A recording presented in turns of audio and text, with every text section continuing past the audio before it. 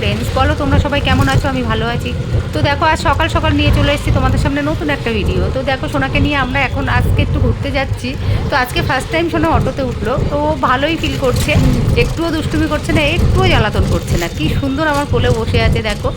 আর ওর হচ্ছে দিদি ভিডিও করছে, তো খুবই ভালো আছে সোনা, দেখো কি সুন্দর করে ও এনজয় করছে, বাইরের এগুলো দেখছে, শুধু একটু ডগ দেখলে বাইরের ডগগুলো ও একটু ঘেউ ঘেউ করছে, তাছাড়া ও একদম বিন্দাস আছে, খুবই ভালো লাগছে।